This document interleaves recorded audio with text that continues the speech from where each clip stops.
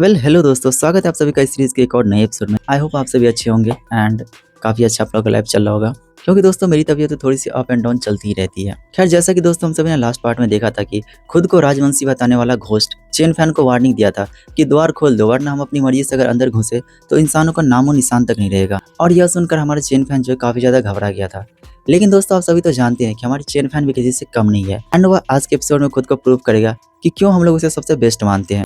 तो चलिए इसी के साथ शुरू करते हैं। लेकिन कम से कम कोशिश तो करनी ही थी। उसका हर फैसला सिचुएशन को नहीं बदल सकता था, लेकिन कोशिश किए बिना उसे कुछ पता भी नहीं चलता। लेकिन क्या पता उसके द्वारा बनाई गई यही योजना सफल हो जाए। अगले ही पल चेन फैन ने गहरी सांस ली। उसका पूरा चेहरा गुस्से से लाल हो चुका था और उसका शरीर पूरी तरह से तन चुका था। उसने पूरी ताकत से अपने हाथ में पकड़ा हुआ फानियों का झंडा लहराया और पूरी शक्ति से दहाड़ा, हवा उठो, हवा उठो। जैसे ही उसकी आवाज गूंजी, येलो स्प्रिंग क्षेत्र के किनारे से एक जलती हुई अग्नि स्तंभ सी रोशनी आसमान की ओर फूट पड़ी। फिर दूसरी, फिर उसके बाद तीसरी और फिर चौथी, और देखते ही देखते चारों दिशाओं में अनगिनत अग्नि स्तंभ लगातार आकाश की ओर उठने लगे। पूरा येलो स्प्रिंग पास इन अग्नि स्तंभों से पूरी तरह से घिर गया था। अगले ही क्षण जमीन पर अनगिनत रहस्यमय पैटर्न उभर आए और एक ही पल में सारे एक साथ चमक उठे।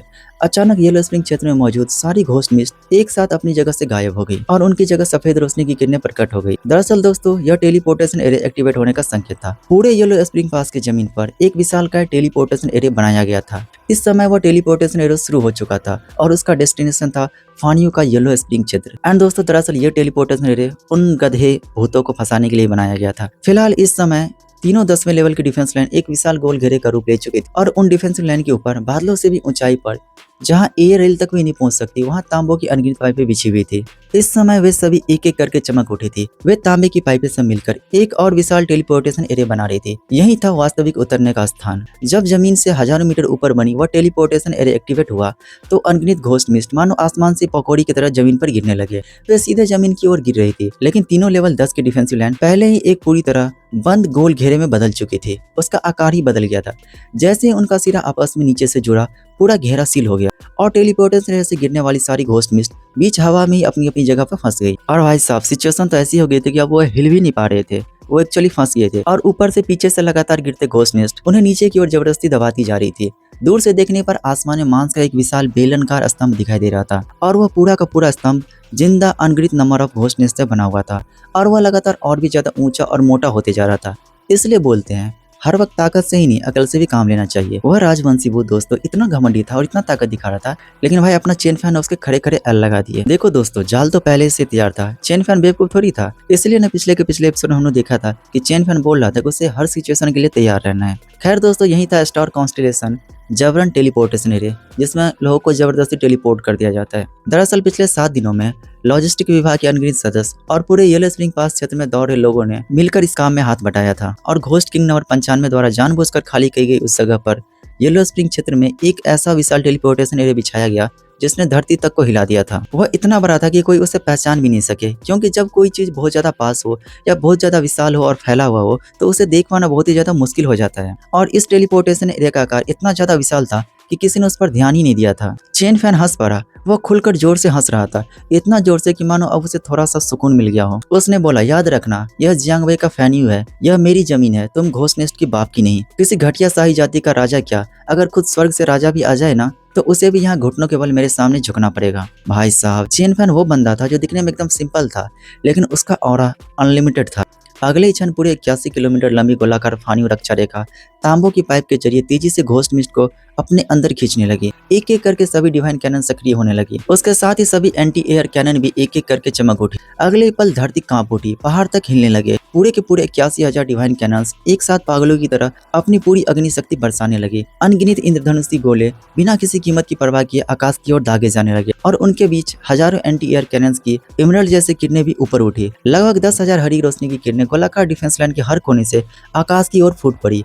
वे सब एक ही बिंदु पर जाकर मिले, मानो उनका ऐसा इरादा था कि आज आसमान को 2 टुकड़ों में कर देना है। खून की बारिश आसमान से बरसने लगी। पूरे डिफेंस लाइन पर चेन फैन की पागलों जैसी हंसी गूंज रही थी। इन दिनों उसके ऊपर इतना ज्यादा प्रेशर था कि वो सही से इस बीच सो भी नहीं पाया था। उसने अनगिनत तैयारियां की थी, लेकिन उसे खुद भी नहीं पता था कि उसमें से कौन सी वाली युद्ध भूमि में काम आएगी। कोई भी उसे सही उत्तर नहीं बता सकता था। दरअसल उसे हर रास्ता खुद ही तलाशना पड़ा, क्योंकि सभी लोग उससे उम्मीद लगाए बैठे थे। इसलिए इतना कुछ करने के बाद वह आज दिल खोल कर हंस सकता था। देखो खुश होना तो जायज है दोस्त, लेकिन खेल अभी भी थोड़ी खत्म हुआ था, क्योंकि उस राजवंशी भूत ने तो पहले ही बता दिया था कि यह तो सिर्फ एक ही हिस्सा है। बाकी के घोस्ट नेस्ट तो अभी भी इकट्ठा ही हो रहे हैं। आसमान से खून की हरी चिपचिपी लिक्विड और घोस्ट नेस्ट के अनगिनत टुकड़े लगातार बरसने लगे। डिफेंस लाइन पर खड़े सभी लोग स्तब्ध होकर आकाश की ओर देख रहे थे। उन्होंने अपने पूरे जीवन में इतना भयानक और शानदार नजारा पहली बार देखा था। वह घोस्ट टाइड जो एक पूरी डिफेंस लाइन को तबाह कर सकती थी, इस समय उन सब की सुअर और मुर्गियों की तरह उसे पूरे क्रूरता से काटी जा रही थी। और उसी ऊंचे आकाश में राजदंड पकड़े हुए वह छोटे कद वाला शाही भूत जो अभी भी बचा हुआ था, वह अपने शरीर पर पहनी हुई चीजों को एक एक करके टूटते हुए देख रहा था। पहले मुकुट, फिर राजदंड, फिर कंगन, फिर लॉकेट। हर बार जब उनमें से कोई एक वस्तु टूटती तो उसका मतलब था कि वह एक बार मर चुका था। ऐसा मानो कि इन वस्तुओं ने उनकी जगह मौत को झेला था। धत तरीके, अब उनकी आंखों में न भविष्य की कोई उम्मीद बची थी और न ही जीत की कोई खुशी, सिर्फ डर और घबराहट बची थी। उसके कांपते हाथों ने सीने से उस हेवन बेल को निकाला और कांपती आवाज में जल्दी जल्दी पूछा कि जल्दी बताओ, मैं हर कीमत चुकाने को तैयार हूँ, बस मुझे जिंदा रहने का रास्ता बता दो। मुझे बताओ कि क्या कोई तरीका है भी या नहीं, जल्दी बताओ। तभी एक ठंडी और परिचित आवाज उसके कानों में गूंजी। स्वर्ग का रहस्य प्रकट नहीं किया जा सकता, मैं तुम्हें नहीं बता सकता। फिर छोटा घोस्टोला, भाड़ में जाए तो स्वर्ग का रहस्य। वह गुस्से से पागल उठा था। उसने हाथ में पकड़े उस घंटी को पूरी ताकत से दूर फेंक दिया। भाई मुझे एक बात यहाँ पे समझ नहीं आई कि एक तो ये घंटी इसको कुछ बताता नहीं है, और जब इसको पहले बता ही दिया था कि इसके जीतने के चांसेस बिल्कुल भी नहीं है, उस वक्त तो इसने इस घंटी के बात को इग्नोर कर दिया। और जब अब जाके इसकी मरने की नौबत आई है तो भाई ये घंटी के सामने भीख मांग रहा है कि मुझे बचा ले। भाई राजवंशी का तो पता नहीं, लेकिन यह घोस्ट बहुत बड़ा होतिया जरूर है। फिर नीचे का खतरनाक नजारा देखकर उसकी आंखों में निराशा की एक झलक उभर आई।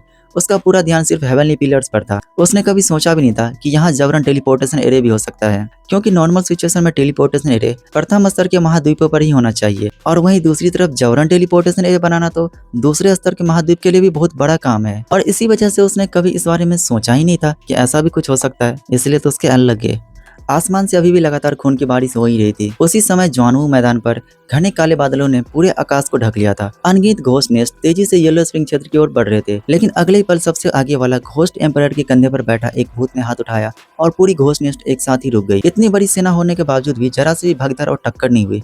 कंधे पर खड़े उस भूत ने आंखें सिकोड़ ली। उसने सबसे आगे वेस्टर्न आइलैंड दिशा की ओर देखा। उसे महसूस हो गया था कि उसका राजा मर चुका था। राजा अचानक वेस्टर्न आइलैंड पर कैसे मारा गया? हम सभी से बहुत बड़ी चूक हो गई। उसने अपना सिर झुकाकर अपनी कलाई की ओर देखा। उसकी कलाई पर धीरे धीरे एक लाल रेखा उभरने लगी। यह शाही जाति के हेवनली दाव का बुलावा था। पुराना राजा मर चुका था, उसका कोई उत्तराधिकारी नहीं था और ना ही उसने कोई वसीयत छोड़ी थी। इसलिए अब सबसे पहले एक नया राजा का चयन करना होगा जो अब से पूरी शाही जाति को लीड करेगा।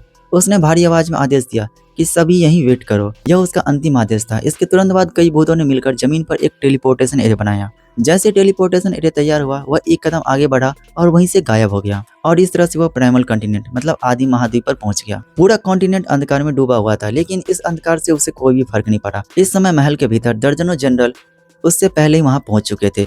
कोई भी कुछ नहीं बोला, सभी चुपचाप बाकी लोगों को आने का इंतजार कर रहे थे। शाही जाति के लगभग सभी उच्च पद के भूत कद में छोटे ही थे, मानो उनका हाइट एक समान इंसान के जांघ जितनी ही थी। इसलिए वह बाहर निकलते समय अक्सर किसी विशाल घोस्ट एम्पायर के कंधों पर बैठकर निकलते थे। कुछ ही देर में सभी भूत वहां पहुंच गए। इस सभा को लीड सफेद दाढ़ी वाला एक बूढ़े भूत ने किया।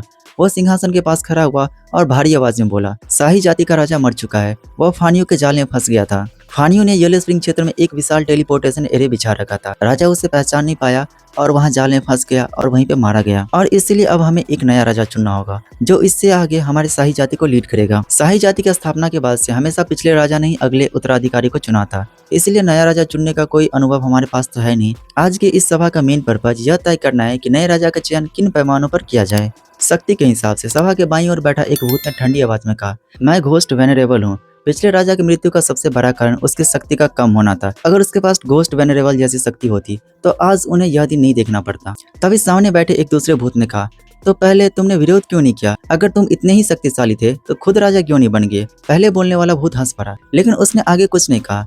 उसी समय एक और भूत बोला कि मेरे विचार से सबसे जरूरी चीज है शांत दिमाग। अगर पिछला राजा मन से शांत रहता तो आज वह इस जाल में नहीं फंसता।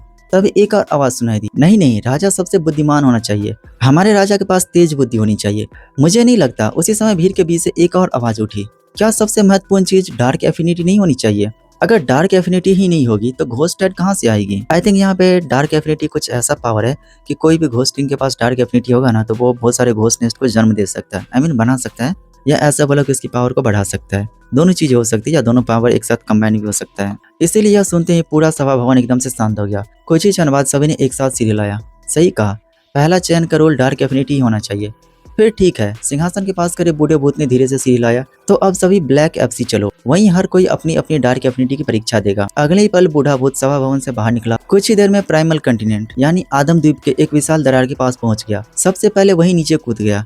उसके पीछे एक एक करके सभी भूत भी उस दरार में कूद पड़ा। यहाँ तक कि बाद में शाही जाति में शामिल हुए घोस्ट एम्परर ने भी एक दूसरे की ओर देखा और बिना कुछ कहे उनके पीछे छलांग लगा दिया। वे लगातार नीचे गिरते रहे, पता नहीं कितने देर तक नीचे गिरते रहे, लेकिन धीरे धीरे उसकी गिरने की रफ्तार कम होने लगी। जब उसके सामने का दृश्य साफ हुआ तो सभी एक विशाल समुद्र क्षेत्र के ऊपर पहुंच चुके थे। यही है ब्लैक एफसी। फिर बूढ़े भूत ने धीरे धीरे समझाना शुरू किया कि इससे पहले बहुत कम भूत इस जगह तक पहुंच पाए हैं। यह शाही जाति का सबसे बड़ा सीक्रेट पैलेस है। इस समय ब्लैक एफसी में अंधकार की लगभग सिर्फ 40% शक्ति ही बची है। अब तुम सब एक एक करके आगे बढ़ो और खुद अपनी डार्क एफिनिटी की परीक्षा दो।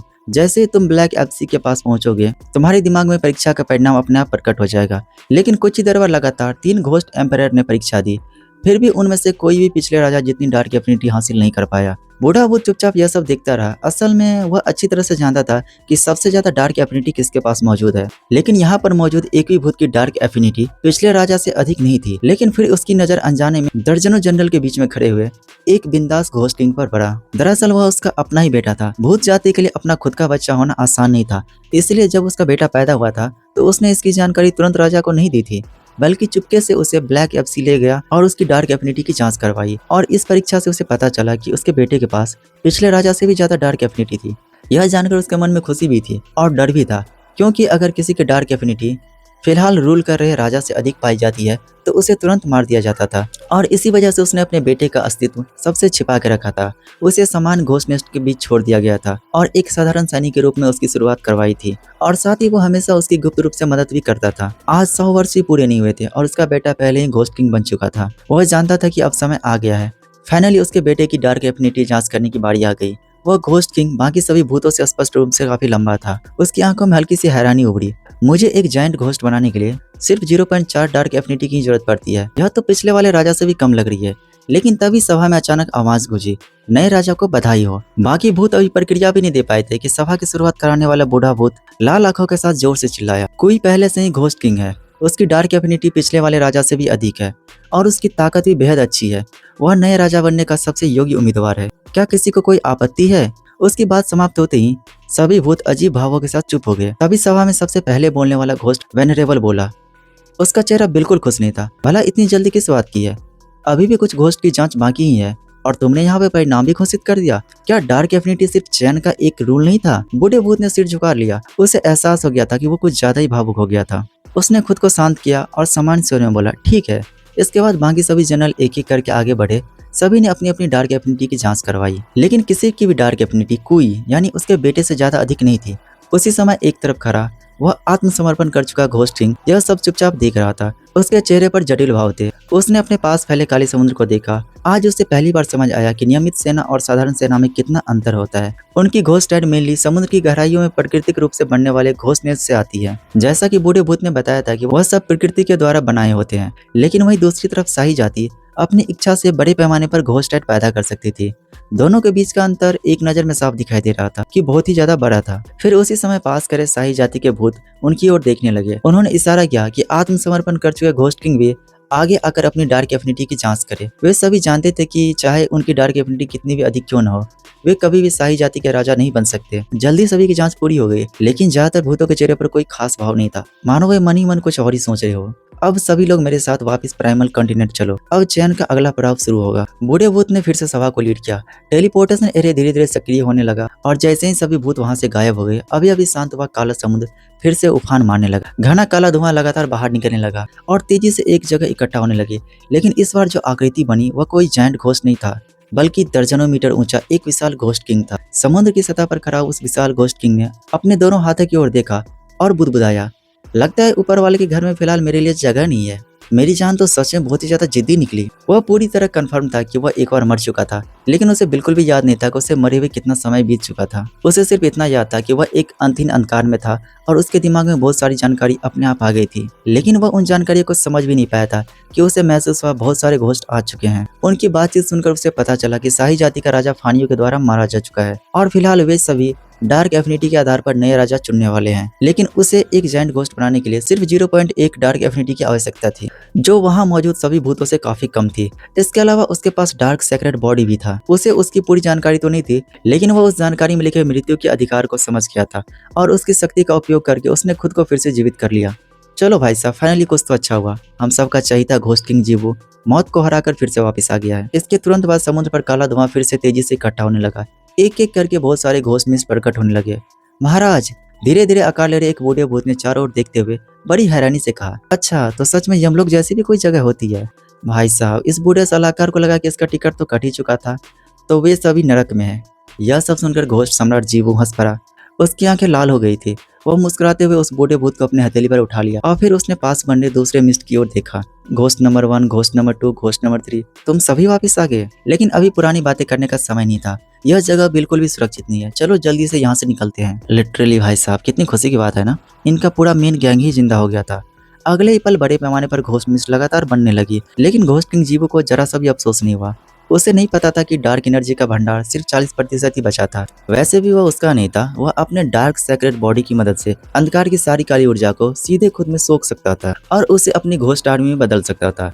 अगले ही पल पूरा अंधकार पूरी तरह से गायब हो गया और उसकी जगह जितना दूर तक हम देख सकते थे उससे भी ज्यादा दूर तक फैली हुई एक विशाल घोस्ट आर्मी तैयार हो गई। चलो, घोस्ट किंग जीवो ने चारों ओर नजर दौड़ाई और एक दिशा चुनी। फिर एक हाथ लहराकर जोर से चिल्लाया, मित्रों, मेरे साथ पूरब की ओर चलो। अगर किस्मत अच्छी रही तो हमें कोई छोटा सा द्वीप मिल जाएगा और वहाँ मजे करेंगे। इस बार हम फिर से नहीं मरेंगे। वह मूर्ख नहीं था। उसने डार्क सेक्रेट बॉडी शब्द बहुत साफ देखा था। वह जानता था कि अगर वह फिर से युद्ध शुरू करे तो निश्चित ही पूरी दुनिया को जीत सकता है। लेकिन उससे क्या होगा, चाहे वह कितना भी बड़ी भूमि जीत ले। लेकिन अब उसे इन सब चीजों में कोई भी इंटरेस्ट नहीं था। उसने मन ही मन फैसला कर लिया था, अब वह हमेशा के लिए रिटायर होगा। विशाल घोस्ट आर्मी समुद्र की सतह पर तेजी से दौड़ने लगी। सूरज अब डूबने के कगार पे था। यह जगह बहुत ज्यादा विचित्र थी। यहाँ दिन के समय भी भूत समान रूप से जीवित रह सकते थे। वे लगातार आगे बढ़ते रहे और घोस्ट किंग जीवो सबसे आगे सेना को लीड करता हुआ दौड़ रहा था। वह लगातार 7 दिन और 7 रात तक दौड़ता रहा, जब तक समुद्र का पानी धीरे धीरे तरल जैसा महसूस होना बंद नहीं हो गया। और जब दौड़ना मुश्किल हो गया तो वह तैरना चालू कर दिया। उसे बिल्कुल भी थकान महसूस नहीं हुई। उसने अपने जीवन में कभी खुद को इतना ज्यादा आजाद और सुकून भरा महसूस नहीं किया था। यह जगह इटर्नल नाइट कॉन्टिनेंट के आसपास का समुद्री क्षेत्र नहीं था, बल्कि वह इस वक्त कहाँ था उसे खुद भी नहीं पता था। खैर, उससे क्या फर्क पड़ता है। घोस्ट किंग जीवो हंस पड़ा। वह दिल खोल कर हंस रहा था। फिर दूर उसे एक सुनसान द्वीप दिखाई दी, एक निर्जन द्वीप जहाँ कोई नहीं था। विशाल घोस्ट आर्मी उस द्वीप पर उतर गई। घोस्ट किंग जीवो उस द्वीप की सबसे ऊंची चोटी पर जाकर खड़ा हो गया, अपने पुराने साथियों से घिरा हुआ। फिर उसने गर्व से घोषणा की, साथियों, आज से हम सभी रिटायर हो चुके हैं। आज से हमारी नई जाति का नाम होगा रिटायरमेंट क्लैन। अब सब घोस्ट अपनी रिटायरमेंट जिंदगी का आनंद लो। देखो यार, इस घोस्ट किंग जीवो की एक बात तो कमाल की है कि जब वह कमजोर था उस वक्त भी इसने अपनी सेना के बारे में और खुद के शांतिपूर्ण जीवन के बारे में सोचा था। कभी नहीं चाहा कि उसका सेना बेवजह मारा जाए। एंड सेम, जब वह वापस इतना पावरफुल होकर जिंदा लौटा है कि वह पूरा दुनिया जीत सकता है, फिर भी वह अपनी प्रजा की भलाई और सबको शांतिपूर्ण जीवन देने का ही सोच रहा है। क्योंकि वह उस वक्त भी और आज भी उसे अच्छे से समझ में आ गया कि लड़ाई झगड़ा में कुछ नहीं लिखा है। जो जीवन शांतिपूर्ण और खुद की मर्जी से जीने में है ना, वो और किसी दूसरी चीज में नहीं है। इसलिए तो यह पहला ऐसा घोस्टिंग था जो हम सभी को पसंद आ गया।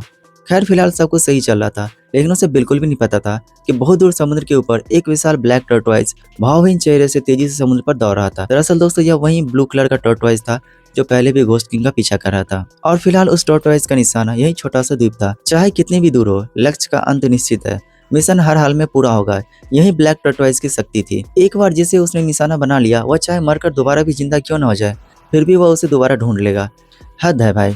मतलब घोस्ट किंग जीवो के जीवन में शांति तो बिल्कुल भी नहीं है। उधर जियांगवे फैनियों में चेन फैन मुस्कुराते हुए डिफेंस लाइन पर खड़ा था। शाही जाति के राजा को मरे हुए 7 दिन बीत चुके थे और इन 7 दिनों में घोस्ट टायर ने एक भी नया हमला नहीं किया था। इस वजह से उन्हें रिसोर्स को जमा करने के लिए और चीजों को ठीक करने के लिए काफी ज्यादा समय मिल गया था। सबसे बड़ी उपलब्धि यह रही कि इन दिनों इकट्ठा किए गए सभी निर्माण ब्लूप्रिंट की पहचान पूरी हो चुकी थी और फाइनली आज 7वें दिन उसे वर्मिलियन बर्ड कैनन का ब्लूप्रिंट मिल गया था। हाँ दोस्तों, अब चारों प्राचीन द्वीप जानवर के ब्लूप्रिंट पूरे हो चुके थे। हेवनली डॉग कैनन बनाने का तरीका आखिरकार पूरा हो गया और अब चारों कैनन को मिलाने का समय भी आ गया था। चेन फैन ने गहरी सांस ली। उसने अपने सामने रखी 4 नीले ग्रेड के डिवाइन कैनन की ओर देखा, फिर अपने निर्माण पैनल में फ्यूजन विकल्प को दबा दिया। फिर अगले ही पल सारे दिव्य कैनन अपनी फुल पोटेंशियल के साथ आकाश में दिखने लगे। वो ऐसे दिख रहे थे मानो चारों के चारों जिंदा हो उठी हो। फिर चारों कैनन तेजी से पिघलने लगी और धीरे धीरे मिलकर एक बेहद विशाल हैवी कैनन में बदल गई। इस निर्माण का नाम था हेवनली डॉग कैनन। इसका ग्रेड था पर्पल। और इसका लेवल था लेवल 10 और इस निर्माण का प्रभाव था सिटी डिफेंस बिल्डिंग एंड इसका मैक्स लेवल इफेक्ट था सभी जीवों का विनाश, आकाश और धरती के साथ एक ही भाग्य। चेन फैन ने हल्का सा आंखें सिकोड़ ली। उसने अपने सामने दिखाई दे रहे पैनल को ध्यान से देखा। सच कहे तो उसे इसमें कोई खास बात नजर नहीं आई थी। सबसे अलग बात बस यही थी कि इस कैनन को अपग्रेड करने की बिल्कुल भी जरूरत नहीं थी। यह बनते ही सीधे लेवल 10 पर अपग्रेड हो चुका था। हाँ, इसके मैक्स लेवल इफेक्ट का नाम जरूर काफी दबदबा लग रहा था, सभी जीवों का विनाश, आकाश और धरती के साथ एक ही भाग्य। लेकिन इससे सही से कुछ पता भी नहीं चल रहा था, इसलिए चलो पहले इसकी ताकत आजमाते हैं। वह तुरंत मुड़ा, डिफेंस लाइन से नीचे उतरा और टेलीपोर्टेशन एरिया के जरिए जियांगवे रेगिस्तान की ओर चला गया। दरअसल वह टेस्ट करने के लिए सबसे परफेक्ट जगह थी, जियांगवे रेगिस्तान। चेन फैन अफ्रीका जहाज पर खड़ा था। उसने नीचे अस्थायी रूप से बनाई गई दर्जनों मीटर ऊंची शहर की दीवार देखी और दीवार पर स्थापित हेवनली दाव कैनन को भी। अगले ही पल जब तांबे की पाइप चमक उठी, हेवनली दाव कैनन पर बने सभी पैटर्न जगमगा उठे। उसी पल उसे पता चला कि इस कैनन के दो प्रकार के अटैक हैं, पहला पॉइंट अटैक और दूसरा एरिया अटैक। सबसे पहले एरिया अटैक को आजमाते हैं। हेवनली दाव कैनन एक्टिवेट हो गई। आकाश में न जाने कहां से घने बादल तेजी से इकट्ठा होने लगे। इसके बाद कैनन की नली से एक साधारण सा नीला कलर का गोला निकला और सीधे उन बादलों में जा घुसा। फिर कुछ क्षणों तक सब शांत रहा। फिर अचानक भयंकर गर्जन शुरू हो गई। अगले पल लगभग अनंत संख्या में बिजली की चमक काले बादलों से बेहद घनी और हिंसक वर्षा की तरह पूरे जियांगवेई के रेगिस्तान पर टूट पड़ी। पूरा आकाश दिन के उजाले में खाली हो गया। जहां तक भी नजर जा रही थी, मानो सिर्फ बिजली की मूसलाधार बारिश ही दिखाई दे रही थी, मानो पानी की जगह हाई वोल्टेज की बिजली गिर रही हो। इस हमले का दायरा इतना विशाल था कि पूरे रेगिस्तान का लगभग 1/3 हिस्सा उसमें समा गया था। अफ्रीकी जहाज पर खड़ा चेन फैन यह दृश्य देखकर कुछ क्षणों के लिए पुतले की तरह जम गया था। उसे फिलहाल नीचे कुछ भी साफ साफ दिखाई नहीं दे रहा था, बस अनगिनत बिजली की धाराएं लगभग अफ्रीका को छूती हुई नीचे गिर रही थी। इस समय उसकी आंखों में सिर्फ आसमान से बरसती बिजली ही दिखाई दे रही थी। हालांकि हेवनली दाव कैनन उसी के द्वारा बनाया गया था, इसलिए उसे कोई भी नुकसान नहीं पहुंचा रहा था। लगभग एक अगरबत्ती जलने जितना समय तक बिजली की यह वर्षा चलती रही। फिर अचानक सब कुछ शांत हो गया। काले बादल गायब हो गए। जब उसने दोबारा रेगिस्तान में नीचे देखा तो वहां विशाल रेगिस्तान में क्रिस्टल जैसे अनगिनत कण बिखरे पड़े थे। यही एरिया अटैक की शक्ति थी। यह विशेष रूप से विशाल घोस्टैट का सफाया करने के लिए काफी ज्यादा बेहतरीन था। इसके बाद चेन फैन ने दूसरा टाइप यानी पॉइंट अटैक को आजमाने की तैयारी करने लगा। लेकिन जैसे उसने तोप का सीधा निशाना लगाकर चलाने की कोशिश की, पैनल पर हेवनली दाव कैनन का आइकन लगातार लाल रंग में चमकने लगा। साथ ही मैनुअल फायर बटन भी ग्रे हो गया। उस पर लिखा था फायर नहीं किया जा सकता। दाएं नीचे एक और ग्रे कलर का विकल्प था, क्या जबरन फायर करना चाहते हैं। लेकिन जब उसने तोप का मुंह ऊपर की ओर उठाया तभी पैनल का लाल संकेत गायब हो गया। अब फायर समान रूप से किया जा सकता था। देखा जाए तो यह बहुत अजीब है। अफ्रीका पर खड़े चेन फैन ने हल्का सा भौं सिकोड़ ली। उसने रेगिस्तान में स्थापित हेवनली दाव कैनन की ओर देखा। यह क्या हो रहा है? उसे साफ याद था कि फानियों के yellow spring number 1 defence line पर जब हेवनली दाव कैनन लगी थी तब तोप का मुंह सीधा करने पर भी पैनल लाल नहीं हुआ था। तो भला यहाँ ऐसा क्यों हो रहा है? क्या ऐसा हो सकता है कि इसकी शक्ति बहुत ज्यादा अधिक है और यह फानियों के निर्माण को भी प्रभावित कर सकती है? आखिर यह जगह जियांगवे रेगिस्तान में था और रेगिस्तान के बाहर फानियों की काफी सारी इमारतें भी मौजूद थी। खैर छोड़ो, वापस डिफेंस लाइन पर चलते हैं। हालांकि जबरन फायर करना संभव था, लेकिन जब पैनल खुद चेतावनी दे रहा था तो वह जबरदस्ती क्यों करता? फिलहाल उसे कोई जरूरत भी नहीं थी। फिर चेन फैन फानियों के yellow spring number 1 defence line पर लौट आया। कुछ ही क्षण बाद उसने डिफेंस लाइन पर लगी हेवनली दाव कैनन की ओर देखा। इस बार उसने तोप का मुंह सीधा रखा और निशाना येलो स्प्रिंग क्षेत्र की ओर लगाया, वही स्थान जहां कभी घोस्ट किंग जीवो की मौत हुई थी। इस बार पैनल लाल नहीं हुआ। अब इसे समान रूप से चलाया जा सकता था, लेकिन इस बार पैनल पर 3 ऑप्शन दिखाई दिए। पहला, हेवनली दाव कैनन को चलाने के लिए 10 लाख घोस्ट स्टोन की आवश्यकता थी। दूसरा, दाव कैनन, इसे चलाने के लिए 1 करोड़ घोस्ट स्टोन की आवश्यकता थी। और तीसरा ऑप्शन, सभी जीवों का विनाश, आकाश और धरती एक साथ नष्ट हो।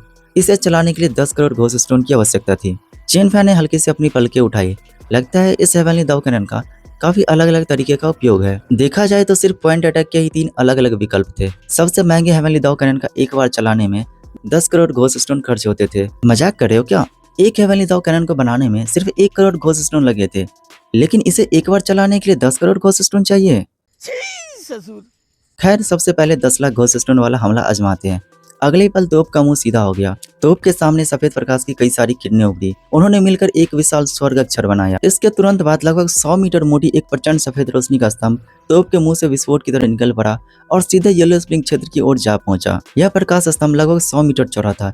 जिस रास्ते से वह गुजरा वहां मौजूद सभी घोस्ट मिस्ट क्षण भर में भस्म हो गई। चेन फैन उस प्रकाश स्तंभ से निकली भयानक शक्ति को साफ महसूस कर सकता था। घोस्ट एम्पायर तो उसे बिल्कुल भी नहीं रोक सकता था। अगर उसके सामने आ जाए तो उसकी मृत्यु तय थी।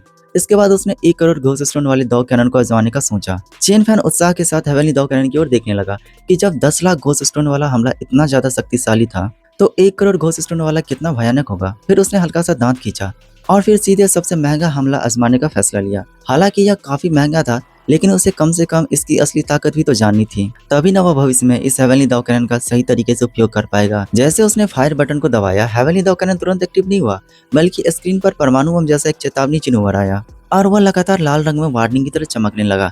इसका मतलब था कि इस हमले की शक्ति बहुत ही ज्यादा विनाशकारी थी। कृपया सावधानी से पुष्टि करें कि क्या आप सच में इसे एक्टिवेट करना चाहते हैं। पुष्टि करे। चेन फैन मुस्कुराया। अगर यह चेतावनी नहीं देता तो शायद मैं इतना ज्यादा एक्साइटेड भी नहीं होता, लेकिन फिलहाल तो उसे और भी ज्यादा इसे चलाने का मन कर रहा था। अगले पल हेवनली देव कैनन ऊर्जा जमा करने लगी। तोप के सामने सफेद प्रकाश के 8 विशाल अक्षर प्रकट हुए, सभी जीवों का विनाश, आकाश और धरती एक साथ नष्ट हो। कुछ ही क्षण बाद तोप पूरी तरह से ऊर्जा से भर गई और उसी समय हेवनली देव कैनन के पास खड़े चेन फैन की नजर अचानक अनंत ऊंचाई तक उठ गया। उसे ऐसा महसूस हुआ मानो उसकी आत्मा शरीर से बाहर निकल गई हो। वह 9वें आकाश के ऊपर हवा में तैर रहा था और पूरे इटर्नल लाइट कॉन्टिनेंट को ऊपर से देख रहा था। ऐसा पहली बार था जब उसने इतने स्पष्ट रूप से पूरे इटर्नल लाइट कॉन्टिनेंट को देखा था। सबसे पहले उसकी नजर वेस्टर्न आइलैंड पर पड़ी। इतनी ऊंचाई से भी वह बेहद स्पष्ट दिखाई दे रहा था, लेकिन वह यह बात समझ नहीं पाया कि वह इस सिचुएशन में आखिर क्यों है। लेकिन तभी उसे दिखा कि वेस्टर्न आइलैंड से अचानक एक चकाचौंध कर देने वाली सफेद रोशनी उठी। वह एक विशाल प्रकाश स्तंभ यानी हेवनली पिलर था और वह बहुत तेज गति से इटर्नल लाइट कॉन्टिनेंट के भीतर तेजी से आगे बढ़ रहा था। वह सीधे कॉन्टिनेंट के सबसे पूर्वी छोर की ओर बढ़ रहा था। यह खतरनाक प्रकाश स्तंभ पूरे इटर्नल लाइट को आर पार चीरता हुआ चला जा रहा था। जिस रास्ते से वह गुजरा वहां मौजूद हर एक घोस्ट मिस्ट क्षण भर में राख बन गई। चारों ओर पूरी तरह से सन्नाटा छाया हुआ था। डिफेंस लाइन पर मौजूद हर व्यक्ति यह सब देखकर स्तब्ध रह गया था। सभी की निगाहें एक साथ डिफेंस लाइन के सामने उभर आई। उस पूरी तरह से सीधी और पूरी तरह से समतल लगभग 20 किलोमीटर चौड़ी शून्य की पट्टी पर टिक गई। यह शून्य की पट्टी डिफेंस लाइन से शुरू होकर हर प्रकार की बाधाओं को नजरअंदाज करते हुए, पहाड़ों को काटते हुए, नदियों को चीरते हुए और बादलों को फाड़ते हुए उम्मीद से भी ज्यादा तेज गति से कॉन्टिनेंट के दूसरी छोर तक फैल गई। अगर घोस्ट स्टोन पर्याप्त मात्रा में है तो हर 20 किलोमीटर पे एक ऐसी हेवनली दाव कैनन बनाई जा सकती है। फिर उन सभी को एक साथ चलाकर सबसे शक्तिशाली हमला यानी तीसरा ऑप्शन, सभी जीवों का विनाश और आकाश और धरती का एक साथ नष्ट होना, वह चुना जाए तो सिर्फ कुछ ही क्षणों में पूरे इटर्नल लाइट कॉन्टिनेंट के सारे घोस्ट नेस्ट का सफाया किया जा सकता था। लेकिन बेशक इस चीज की बहुत ही बड़ी कीमत चुकानी पड़ती। पूरा इटर्नल लाइट कॉन्टिनेंट लगभग पूरी तरह से समतल मैदान बन जाता। चेन फैन यह सब देखकर काफी देर से स्तब्ध खड़ा था। तभी उसकी जेब में रखा कम्युनिकेशन डिवाइस लगातार चमकने लगा। उसमें से मेडिसिन किंग वैली के मुखिया की आवाज आई। तब जाकर चेन फैन वापस से होश में लौटा। यंग मास्टर, दरअसल हमने उसे बचा लिया है। अच्छा ठीक है, मैं अभी आता हूँ। चेन फैन ने गहरी सांस ली, फिर अपने पीछे बने टेलीपोर्टेशन एरिया की ओर बढ़ गया। उसी समय उसके मन में इटर्नल लाइट कॉन्टिनेंट पर पूरी तरह कब्जा करने का एक नया आइडिया आया। अगर वह सभी घोस्ट नेस्ट को एक ही सीधी लाइन में इकट्ठा कर दे तो सिर्फ कुछ ही हेवनली दाव कैनन दागकर उन सभी का एक साथ सफाया किया जा सकता था। लेकिन सबसे बड़ी दिक्कत थी, इतनी विशाल घोस्ट नेस्ट को एक जगह इकट्ठा कौन करेगा और कैसे किया जाए। फिर वह चलते चलते अपने हाथ में पकड़ा आस्क हेवन टोकन यानी वही स्वर्ग की घंटी जिसे शाही जाति के भूत राजा ने फेंक दिया था। उससे पूछा कि क्या कोई तरीका है जिससे पूरी घोस्ट नेस्ट को एक ही सीधी लाइन में इकट्ठा किया जाए। फिर तुरंत एक ठंडी सी आवाज सुनाई दी, स्वर्ग का रहस्य प्रकट नहीं किया जा सकता, यह नहीं बताया जा सकता। चेन फैन ने होठ सिकोड़ लिए, फिर उसने आस्क हेवन टोकन को दोबारा अपनी जेब में रख लिया। खैर अब चेन फैन को यह स्वर्ग की घंटी भी मिल चुकी थी। पिछले शाही घोस्ट को मारने के बाद यह अनोखी घंटी जो उसने फेंक दिया था अब यह इसके पास था। लेकिन जो भी बोलो दोस्तों, यह घंटी किसी को भी सीधा जवाब देती ही नहीं है। मतलब कि घोस्ट किंग हो या चेन फैन, दोनों के सामने फिलहाल के लिए उसका बिहेवियर एक ही जैसा था। शाही घोस्ट ने तो उसे भाड़ में जब बोल दिया था, लेकिन इस खजाने के बारे में चेन फैन की राय बिल्कुल अलग थी कि यह चीज वाकई में बहुत ज्यादा काम की है। हालांकि इस घंटे से ज्यादातर सवालों का जवाब यही मिलता था कि नहीं बता सकते हैं, क्योंकि कोई भी खुफिया जानकारी घंटी किसी को देता ही नहीं था। फिर भी यह बहुत ज्यादा उपयोगी थी। वहीं दूसरी तरफ मगरमच्छ पूछ रहा था कि वैसे चेन फैन ने तुम्हारा नाम वेवे कैसे रख दिया, तुमने कभी विरोध नहीं किया। हाँ, वेवे ने जोर से दहाड़ा। अब वह इंसानों की भाषा भी बोल सकता था। बोलना मुझे बॉस ने ही सिखाया है और तुम तो एक मगरमच्छ हो, हर समय इंसानों की तरह बोलने की जिद क्यों करते रहते हो। मैं भी तुम्हें यह नहीं सिखा सकता, यह मेरे बस की बात ही नहीं है। उसी समय चेन फैन लंगड़े बंदर के साथ वहां पहुंचा। उसने जमीन पर एक दूसरे को काटते, लौटते और खेलते हुए 3 मगरमच्छ की ओर देखा। उन्हें देखकर उसके चेहरे की थकान एक पल में गायब हो गई। वह हल्का सा मुस्कुराया। वेवे के माता पिता की जान बच गई थी। हालांकि उनकी चोटें अभी तक पूरी तरह से ठीक नहीं हुई थी, लेकिन अब उनकी जान को कोई भी खतरा नहीं था। जियांगनान और उनके परिवार, जिन्होंने कई पीढ़ियों से अलौकिक जीवों पर शोध किया था, वाकई उनके पास अनोखा ज्ञान था। इस समय वेवे अपने माता पिता से विदा ले रहा था। जैसे उसने चेन फैन को आते हुए देखा, वो खुशी से रेंगता हुआ उसके पैरों के पास पहुंचा और खुशी से लौटने लगा। फिर उसने अपना सिर चेन फैन के पैरों पर रगड़ा। उसके चेहरे पर खुशी साफ साफ झलक रही थी। चेन फैन हल्का सा मुस्कुराया और वेवे के सिर पर हाथ फेरा। तो दोस्तों, इसी के साथ आज का ये एपिसोड यहीं पे खत्म होता है। एंड दोस्तों यार, जब मैंने बोला था कि आप लोग हाइप कीजिए, लाइक कीजिए, कमेंट कीजिए, तो आप लोग करते हैं, बट अपनी मर्जी से क्यों नहीं करते यार? मतलब कि यार डेली बोलना ज़्यादा अच्छा नहीं होता। इसलिए दोस्तों, आप सभी चैनल पे नए हैं तो प्लीज़ वीडियो को लाइक करके, चैनल को सब्सक्राइब करके, नोटिफिकेशन बेल को ऑल पर सेलेक्ट कर लीजिए। एंड दोस्तों नीचे कमेंट करके बताइए कि आप लोग को ये एपिसोड कैसा लगा एंड आप लोग किस टाइप की एआई एनिमे सीरीज़ देखना पसंद करते हैं, ताकि मैं आगे उन चीज़ों पर भी ध्यान दूँ और उस टाइप की एनिमे सीरीज़ भी लेकर आऊँ। एंड दोस्तों मिलते हैं हम आप सभी से नेक्स्ट वीडियो में, तब तक के लिए love you, take care and bye bye.